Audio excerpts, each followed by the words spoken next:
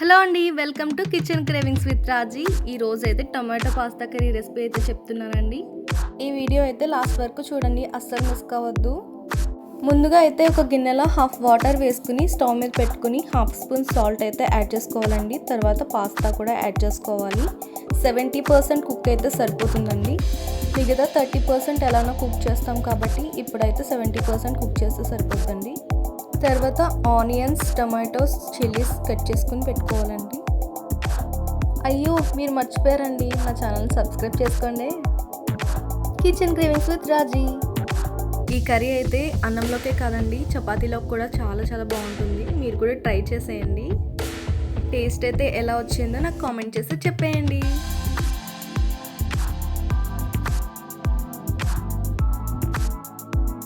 Tomatoes, chillies, onions ఈ విధంగా cut చేసుకున్న తర్వాత పాస్తాలు ఎంతవరకు ఉడికాయో చూసుకోవాలండి, చెక్ చేసుకోవాలి, లేదంటే మాడిపోతాయి.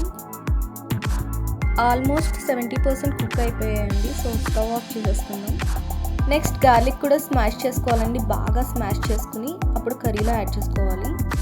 నెక్స్ట్ దాకైతే పెట్టేసుకుని 3 స్పూన్స్ ఆయిల్ అయితే యాడ్ చేస్తున్నానండి. నెక్స్ట్ గార్లిక్, జీరా యాడ్ చేశాను.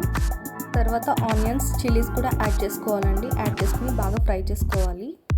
నెక్స్ట్ నేను మసాలా జింజర్ గార్లిక్ పేస్ట్ అయితే యాడ్ చేస్తున్నానండి. తర్వాత హాఫ్ స్పూన్ సాల్ట్ అయితే యాడ్ చేసి బాగా మిక్స్ చేస్తున్నానండి, ఎందుకంటే ఆనియన్స్ తొందరగా మగ్గుతాయని చెప్పి. నెక్స్ట్ టొమాటోస్ కూడా యాడ్ చేసుకుని బాగా మిక్స్ చేసుకోవాలి. 3 to 5 minutes బాగా కుక్ చేసుకుంటే ఈ కలర్లోకి వస్తాయండి ఆనియన్స్. నెక్స్ట్ కొంచెం టర్మరిక్ అయితే యాడ్ చేసుకోవాలండి. నెక్స్ట్ మనం కుక్ చేసుకున్న పాస్తా అయితే ఫిల్టర్ చేసుకుని ఇందులోకి యాడ్ చేసేసుకోవాలండి. యాడ్ చేసుకుని బాగా మిక్స్ చేసుకోవాలి. నెక్స్ట్ నేనైతే ఎవరెస్ట్ పాస్తా మసాలా అయితే యాడ్ చేస్తున్నానండి. ఈ ప్యాకెట్ జస్ట్ 5 రూపీస్ అయితే ఉంటుందండి, షాప్స్లో దొరుకుతాయి. తర్వాత 1 స్పూన్ చిల్లీ పౌడర్ అయితే యాడ్ చేసుకోవాలండి. బాగా మిక్స్ చేసుకోండి.